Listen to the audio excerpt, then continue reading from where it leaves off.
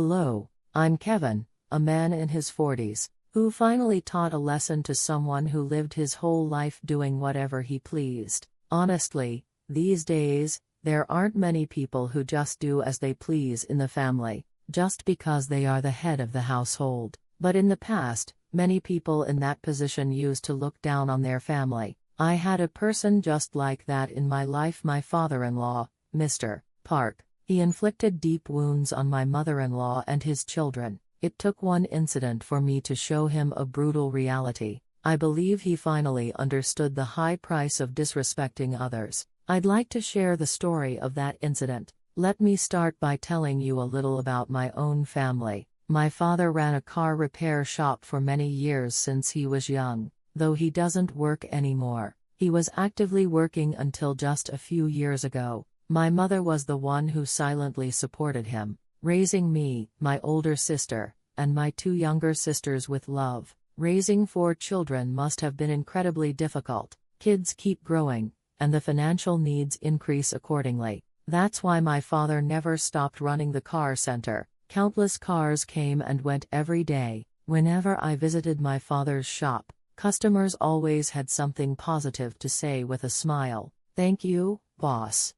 I was able to get my car repaired quickly. I was worried because I have to drive to the provinces tomorrow. Thank you so much." My dad would reply, "Not at all. Fortunately, we had the part right away. Drive safely." Customers who urgently left their cars looked worried, but those who picked them up after the repair looked brighter and happier than anything. Seeing this, I felt my father was doing truly noble work. Naturally, I developed a strong interest in cars. Growing up in this environment is probably why I'm in the automotive business today. I opened my own premium used car dealership in my late 20s. On the surface, it might seem like a simple place to buy and sell cars, but cars are really fascinating objects. Perhaps because cars are people's main mode of transport, everyone who came to buy or sell a used car always had a story. One time, a person came to sell a car with a somber expression. At first, I thought they might just be selling it due to financial hardship, but they had a truly sad story. The car is very well maintained. It doesn't look like it needs any additional repairs. You could drive it for much longer, so why are you selling it?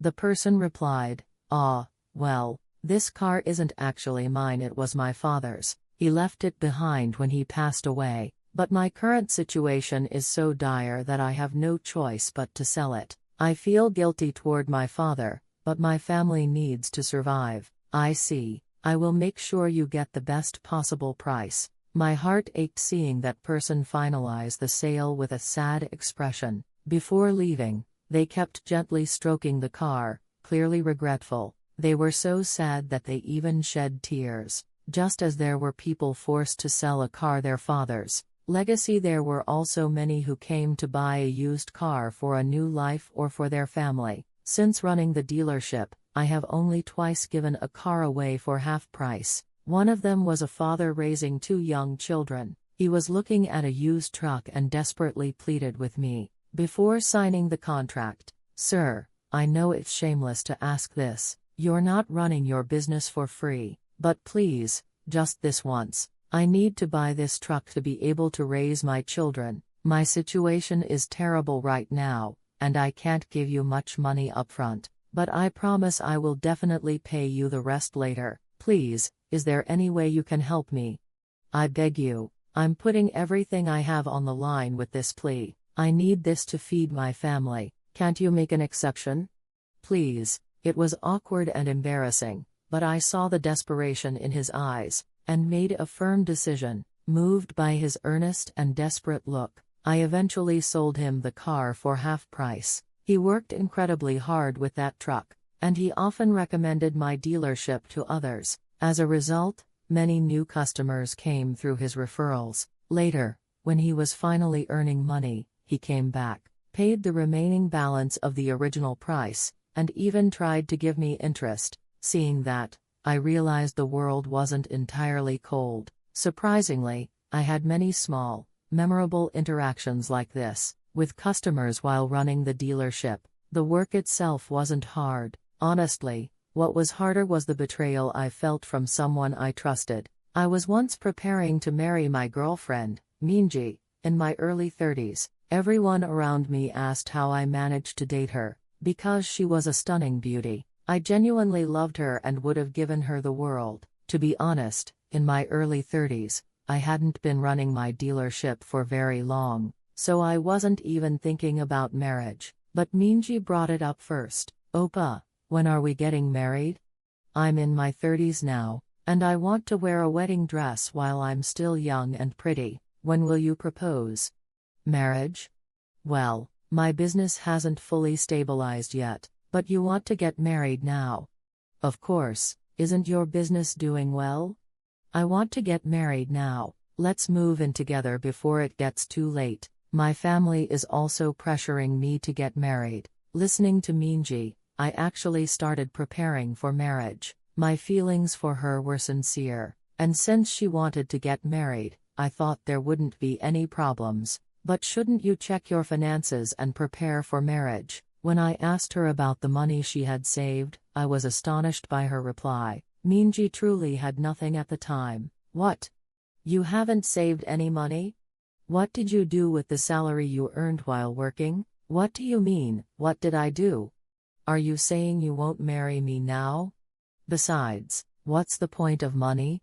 We can save it later. You know my family is struggling, that's why." At first, I accepted her explanation that she couldn't save money due to her family's financial situation, but as we continued to prepare for the wedding, Minji's behavior began to bother me. Since all the expenses fell on me, I wanted to prepare as economically as possible. Of course, I wasn't trying to skimp on everything, but Minji often crossed the line. First, when we went to greet her parents, she insisted that we had to bring gifts from a department store. I followed her, and she ended up buying gifts from an incredibly expensive luxury brand. That was fine, but I was shocked when I saw the place she reserved for dinner with her parents. It was a high-end restaurant where the cost per person exceeded $100. What was more infuriating was the attitude of Minji's parents. They treated me as if I was begging and pleading with Minji to marry me. "So, son, what are your plans for the newlyweds' home? We don't want our daughter living in a small place. You're going to prepare at least a 3-bedroom apartment, right? Preferably a brand new apartment." "Ah, we don't really have the means for that, but I think we can manage a small apartment." "A small apartment? Oh, my. Do you know how many families are interested in my daughter? I already wasn't thrilled about you running a used car business. Do you think you can court my daughter with just that? Go back, do your research on the house, decide on the monthly allowance you'll give her, and come back to talk." "Allowance? Yes, don't you know our daughter used to pay our family's living expenses every month? Now that she's marrying you, you should provide an equivalent amount since you both will be earning money." I was dumbfounded and appalled by the sheer brazenness of Minji's father. I maintained my composure and managed to politely conclude the dinner. However, they must have taken my polite behavior as a positive agreement. From then on, Minji started making demands quite openly. When we went to look at wedding rings, Minji found a ring worth tens of thousands of dollars, far exceeding our budget. Seeing that, I knew I had to take a stand and told her firmly, "I haven't said much until now, because I figured you have your own romantic ideas about marriage, but aren't you going too far?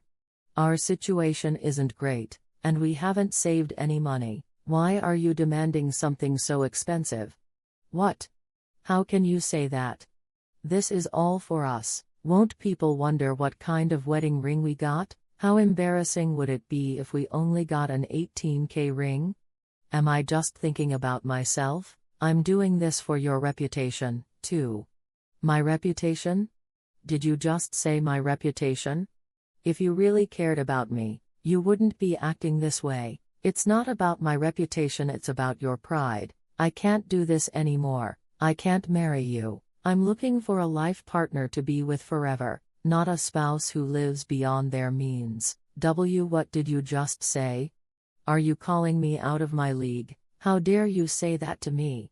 After 2 years of dating without a single fight, I got angry at Minji for the first time that day, and our relationship ended. Minji was close to my friends, and after we broke up, she spread unbelievable rumors to them that I was cheap, and had requested to break the engagement because I didn't want to spend money. Hearing that, I was utterly speechless. Minji was truly the ideal woman I had dreamed of, and I had done everything for her. It was then that I truly understood that marriage isn't just about looks. After that, I didn't date anyone and focused only on work. I thought marriage was just a pipe dream for me. Then, in my early 40s, I was introduced to a friend of an acquaintance's wife, and my heart began to stir again. Sarah was bright and cheerful, 2 years younger than me, but the more we talked, the more I felt she was thoughtful and mature. They say you know instantly when you meet the person you're meant to marry. That's exactly how I felt when I met Sarah. So, we started dating. Sarah had a truly simple and modest personality. You couldn't find a trace of extravagance anywhere. She took good care of her belongings and saved money diligently. She always carried one particular bag, which she had bought in college and used for over 10 years. Sarah, you said that bag is over 10 years old, right? Wow, how is it still so clean? My bags are usually torn and worn out after just a year. You seem to take really good care of your things, and use them for a long time. Sarah, do I? I didn't know, because my mom always taught me to be thrifty, but others seem surprised. I saved up every penny from my college part-time job to buy this. It wasn't expensive, but because I worked so hard for it, I can't bring myself to treat it carelessly. Oh, right, you mentioned your family struggled a lot in college. Is the situation much better now? Yes, my mom worked tirelessly day and night. Things are better than before. Sarah's family wasn't wealthy. She often talked about her mother but never once mentioned her father. At first, I assumed her father was deceased, but one day, Sarah shared something shocking. Her father was the problem in her family. It turned out that Sarah's family had once been well off, but when Sarah was in high school, her father launched a big business venture, caused immense trouble, and their fortunes plummeted, and there were continuous problems even after that. To be honest, my dad is the troublemaker in our house. I didn't want to talk about it, but I thought you should know. Maybe because he was a businessman, he can't seem to forget his past glory. Even after his business completely failed, he kept spending lavishly, so my mom suffered a lot. So that's why things were tough in college? Yes, my mom begged my uncle and aunts to lend her money to pay my tuition. Now, I hardly ever contact my dad. Honestly, I wish my mom would leave him, but she can't seem to let him go. My heart ached for Sarah as she spoke with a bitter expression. Even in my father's generation, while some men worked quietly for their families, there were many, like Sarah's father, who caused distress to their families. I felt sorry for Sarah, who had gone through hardship because of her father. Despite it all, Sarah studied hard, worked part-time, and saved money diligently even after getting a job. I thought she was truly remarkable. One day, while we were dating, I got a glimpse into the kind of person her father was. It was Sarah's payday, and we were having dinner after work. Suddenly, she received a call and excused herself to talk outside. After a while, she hadn't returned, so I went out to look for her, and found her sitting on the ground next to the restaurant, crying. I rushed over, alarmed. Sarah. What's wrong? What happened? Oppa, I'm so exhausted. When will this ever end? Why? Tell me what's going on. Who called you?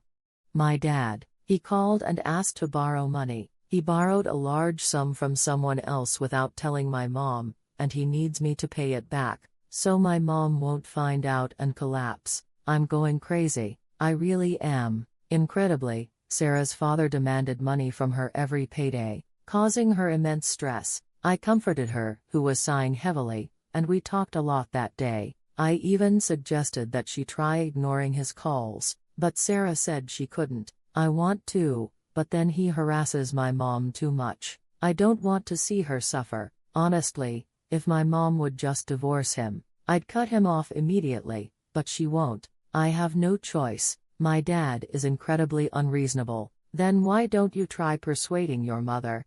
You're struggling too, Sarah. I've tried persuading her many times, but she says she won't divorce him until we, her daughters, are married off. How can I get married in this situation? I was frustrated listening to the depressing situation of Sarah's family. It seemed her mother had devoted her entire life to keeping the family together. My heart ached for Sarah, who felt she had to endure it for her mother's sake. We dated for about a year. During that time, I realized how kind and wonderful she was, and I felt I wanted to spend my entire life with her. So, I decided to marry her. When Sarah first came to greet my family, everyone welcomed her warmly. Imagine how happy my parents were to hear that their eldest son, over 40, was finally getting married. My sister and younger sisters were all married with their own families, and I was the only single one left. Everyone adored Sarah. From the first meeting, my parents, sister, and younger sisters took great care of her, wanting to make a good impression. Sister-in-law, can I call you that now? I brought this natural honey as a gift. Thank you so much for meeting my brother, Kevin. Don't worry at all about in-law trouble after marriage. We'll handle everything. Yes, sister. If mom tries to give you a hard time, we'll all stand up for you. Thank you. I'm so grateful to be welcomed so warmly. Actually, I thought only your parents would be here, so I didn't prepare anything. Oh, no need to prepare anything.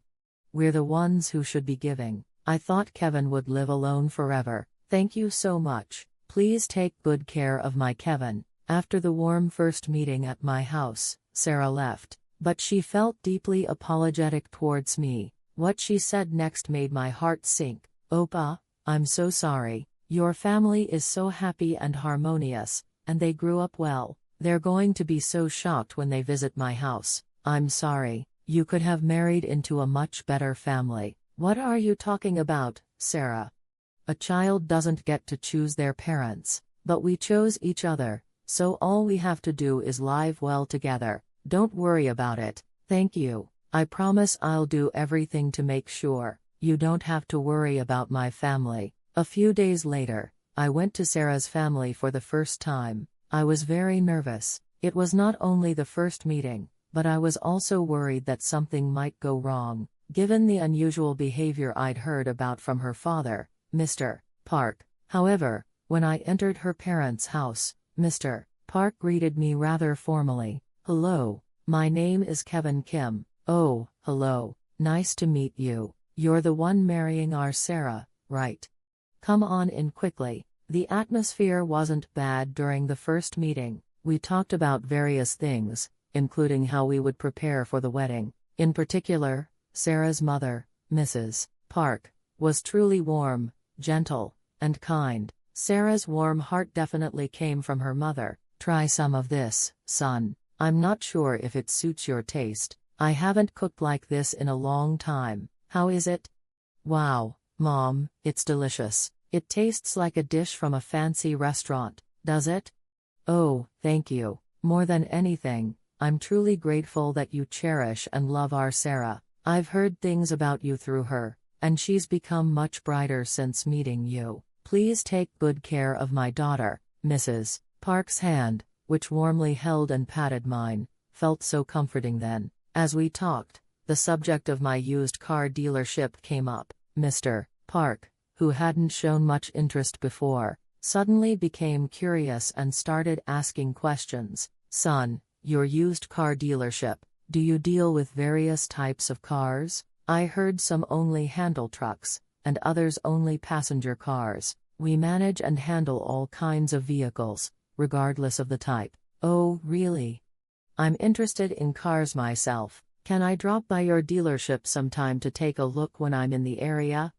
After all, it's my son-in-law's workplace I should visit. Yes, of course. Feel free to come anytime. With that, I handed Mr. Park my business card. Up until then, I thought I could safely proceed with the marriage, without any major problems. They hadn't made any specific demands regarding the wedding preparation or the house. They just told us to handle everything ourselves. So, I thought there would be no other issues. However, I never imagined that a shocking incident would occur a few days later. About a week after the first meeting, I suddenly received a phone call. It was Mr. Park. "Hello, son. It's me, Sarah's father. Father-in-law, what brings you to call me?" "Well, I happened to be passing by your dealership and thought I'd stop for a coffee. Are you there now? Can I come to your office?" "Yes, of course, you can come now." Mr. Park suddenly announced he was coming to my office. Not long after I hung up, he actually arrived. He looked around and started talking. "Wow, the office is bigger than I expected. Are all those cars outside yours? You have a pretty big business." "Oh, no, sir. I started very small, and I'm only at this point due to luck. I still have a long way to go." "By the way, father-in-law, were you in the area for something?" "No, not really. I was just looking around because I thought I might want to upgrade my car, and then I thought of you and called." "Can I look around?" "Yes, please feel free to look around." At that point, I introduced him to various parts of the dealership without much thought. Then, when he saw the area where the luxury foreign cars were parked, his voice suddenly grew louder. "Wow! What is this? Why is this here? Isn't this my dream car?" "Dream car? Son, are you selling this as a used car?" "It arrived a few days ago. I was actually debating the price because it's quite expensive." "Oh, really? Can I take it for a test drive?" "A test drive? Well, since it's a high-end import, it would be troublesome if there was an accident. Maybe you could check out the interior?" Mr. Park then started looking at the interior of the $100,000 car. Honestly, I was worried because it was such an expensive car, but I thought, surely he wouldn't. However, as he was checking out the interior, he suddenly sat in the driver's seat, closed the door, and started the engine. I was so flustered that I hurriedly tried to stop him. "Father-in-law, why are you starting the car suddenly? I used to drive high-end cars like this back in the day. I just want to drive it a little bit." "No, sir, that's not. I can let you test drive another car." "No, I like this car. If you're really nervous, you can sit in the passenger seat, can't you? Hurry up and get in the passenger seat. I've driven cars like this more than once." I quickly got into the passenger seat. From that moment, my heart started to pound with anxiety. Mr. Park, oblivious to my worry, started the test drive with a delighted expression. After driving around for a long time, he headed back to my office. Only then did I feel my tension ease, and I realized I needed to conclude the situation quickly. As soon as the car stopped, I got out and headed for the driver's side. However, after I got out and approached the driver's seat, Mr. Park didn't turn off the engine or show any intention of getting out. He just rolled down the window, smiled at me, and said, "Son, I've decided on this one." Excuse me. What do you mean?" "What do I mean? I'm taking this as the dowry. How do you think I raised my daughter? I deserve to receive at least this much. Wouldn't you agree that you should give this much if you're taking my precious daughter away? Anyway, we can deal with the paperwork later. I'm taking this car today. It's got great handling. Well, take care, son." With that, he drove off, leaving me standing there screaming, "Father-in-law! Father-in-law!" I ran after him belatedly, but Mr. Park had already driven away. I immediately called him, but he didn't answer the phone at all. I was utterly at a loss, bewildered, and furious. At the first meeting, everything had seemed fine, but now I realized this was Mr. Park's true nature. Then, I thought of Sarah. I had no choice but to tell her the situation. She answered the phone after a few rings, and I calmly explained everything. Sarah sighed heavily and told me in a detached voice, "Opa, I'm truly sorry. I can't take this anymore. Just report him to the police. He probably won't go home with that car. He'll sell it, use it as a ghost car, unregistered car, or damage it while driving around. Hurry up and report him. I hung up with Sarah and immediately called the police. An alert was issued, and I soon received a call that Mr. Park had been caught. I headed to the police station after receiving the call, and Sarah also informed me that she would be coming. When I arrived, Mr. Park was being questioned. He looked up, saw me, and immediately started yelling, "Son! What in the world do you think you're doing? Look here, officer, I told you, this car was given to me by my son-in-law. Son, you were going to give me a dowry, weren't you? I told you I was taking it, but how dare you report me? How can a son-in-law report his father-in-law? Father-in-law, when did I ever say I would give it to you as a dowry? You just drove away with the car without saying a word.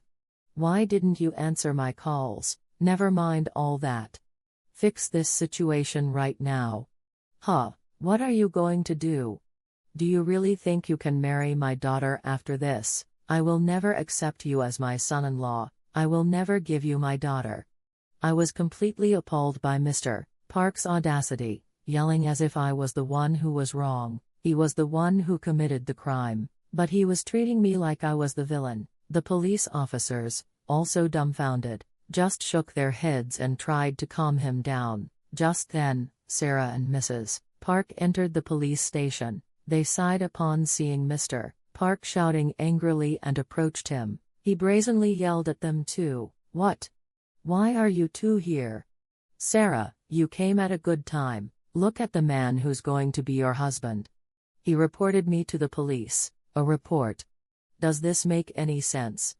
Who reports their father-in-law? Are you still going to marry this kind of person? I absolutely forbid it. Dad, I told him to report you. What? You told him to report me. You ungrateful child, why would you tell him to report your father? Are you out of your mind? So, it wasn't him, it was you who told him to report me and got me arrested here. Unbelievable. How did you raise your daughter? What have you been doing all this time? You raised your daughter to treat her father like this. What in the world have you been doing?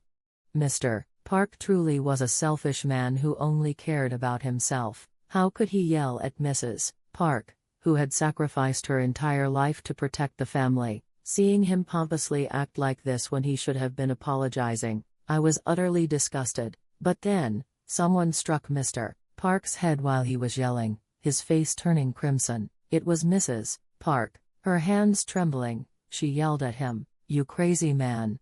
We're not the crazy ones, it's you. I should have ended things with this lunatic a long time ago. You are a scumbag, not even human." Scumbag? Are you out of your mind? Yes, I'm crazy. I endured it until now because I still thought of you as her father. If I were in my right mind, how could I have lived with you until now? I put up with it because you were once a family man who only cared about his daughters, but you throw this garbage at us. Are you even a father? Are you even a husband? I can't take it anymore. Officer, just put this man behind bars. Son, don't you dare agree to a settlement. This is the end for you. Only then did Mr. Park realize the seriousness of the situation, and his voice softened as he spoke to Mrs. Park. Honey, what are you talking about? The end? No, I didn't mean that. The son-in-law asked me to test drive it, and I thought he was giving me the car. It's all a misunderstanding. I misunderstood, and this happened. Honey, I'm telling you, that's not it. What do you mean, that's not it? Do you think I came here without knowing what happened, you human? How far are you going to push us? How long are you going to torment us? It's not enough that you squandered our money, cheated, and just idled around without working, and now you even dare to try to ruin our daughter's future. I absolutely won't tolerate that. I chose you and tried to take responsibility until the end, but I can't tolerate you blocking our daughter's path. How dare you disgrace our daughter's face like this? We don't need a person like you in our family. I've reached my limit. Don't ever think about showing up in front of us again. Get out of our lives entirely. Let's go, Sarah." With that, Mrs. Park poured out the resentment she had suppressed for so long and left the police station. Mr. Park tried to follow his wife, but he couldn't because he was still in the middle of questioning. I followed Mrs. Park and Sarah. Mrs. Park took my hand and apologized. "I'm so sorry, son. I didn't want to show you this. I feel terrible that we caused you trouble." "Oh, no, Mom. I'm fine. You must be very shaken, right? This is just our everyday life. Honestly, I wanted my daughter to escape this kind of life and live happily, but seeing him do this to you, too, I feel like I was being selfish. I'm truly sorry. Please, don't ever forgive that man." With tears streaming down her face, Mrs. Park apologized and left. Sarah only left me with a grim expression, saying she would contact me later. That evening, Sarah came to see me, saying she had something to tell me. She stayed silent for a long time, then started to cry and finally spoke. She wanted to break up. "Opa, I'm truly sorry. I guess it was selfish of me to think I could marry someone like you. I am genuinely sorry for putting you through this. I really want to marry you, but I can't because of my family. Let's just end it here. I came to tell you this in person." "Break up? What are you talking about? Is this because of your father? But how can we not break up? There's no guarantee this won't happen again. Even if we try to cut him off, my dad will continue to do this. I don't want you to go through that. So, I think it's right to end it now. I'm sorry." Sarah got out of the car after saying that. Honestly, I couldn't bring myself to stop her then. My heart ached so much seeing her cry and struggle to speak to me. To be honest, I wasn't worried about Mr. Park at all. Instead, I was more worried about Mrs. Park, Sarah, and her sister, who had suffered under him their entire lives. Mr. Park, facing possible punishment, called me separately. He apologized. "Son, I'm truly sorry. I sincerely apologize. I promise I won't do it again. Could you agree to a settlement? They say I can only avoid punishment if you settle. Please, can you forgive me?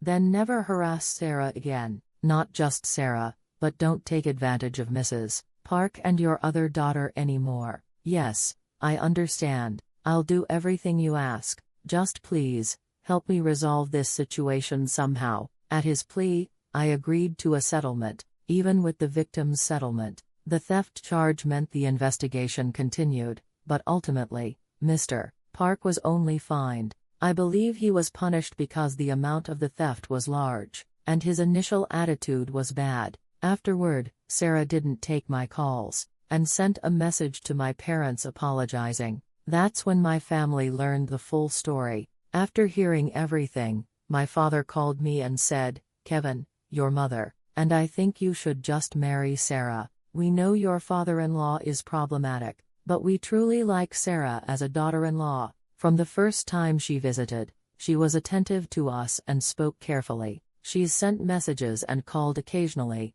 and we appreciate her effort. Why don't you think about it again? I'd like to, but Sarah won't even take my calls. Is that so? Then, how about your mother? And I try talking to her?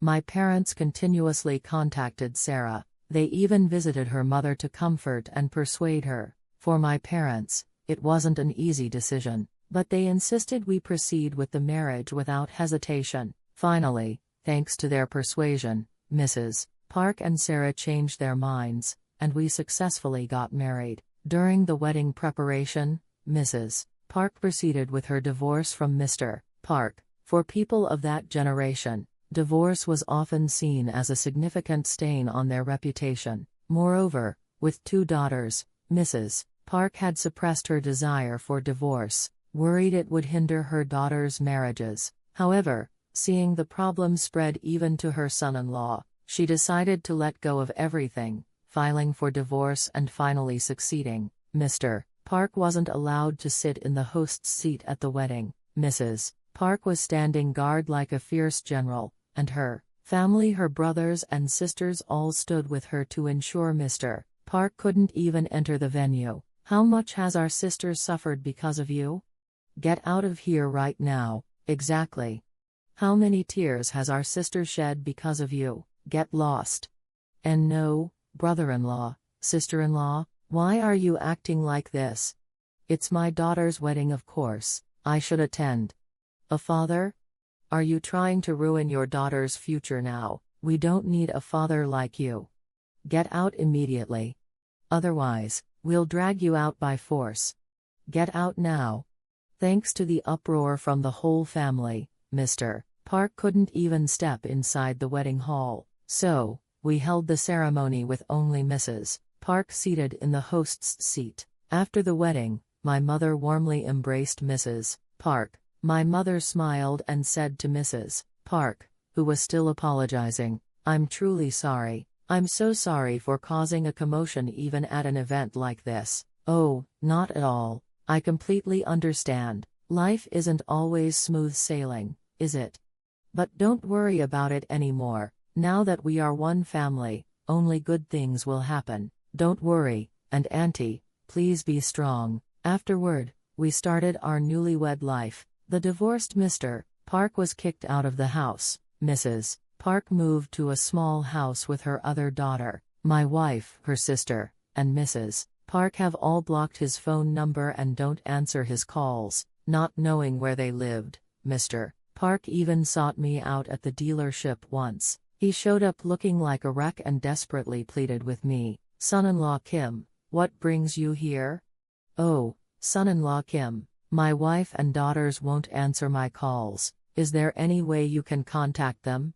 I can't work and haven't eaten properly. I was worried something terrible would happen, so I came to you. Can you help me pay for my rent or something? Why can't you work?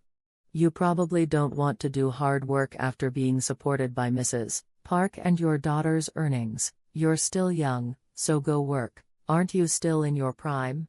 "What do you mean? I'm almost 70 now. What kind of work?" "Why? You can drive a foreign car at that age, but you can't work.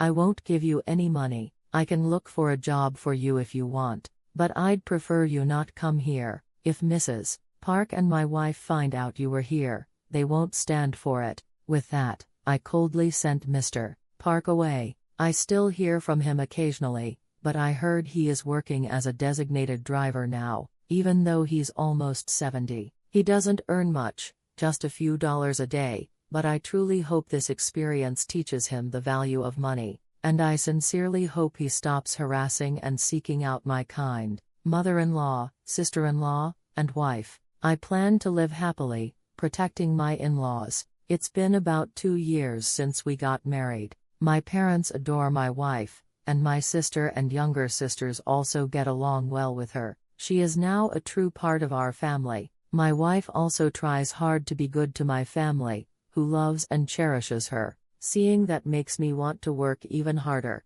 Going through all this, I realize that those who do bad things eventually get their comeuppance. Mr. Park was one, but there are many people who are overly patriarchal and treat their families poorly. The truth is, they are only able to lord over their families because their families treat them with respect. They don't realize this and look down on their families, thinking they are superior, and I believe they will eventually receive the punishment they deserve. So, if there are people out there who look down on their families and think they are all that, please wake up. Sincerely appreciate the family members who treat you with respect and care for you. I will continue to work hard, be faithful to my family, and strive to live a happy life. I wish all your families a life full of happiness. I'll conclude my story here. Stay healthy and happy, everyone.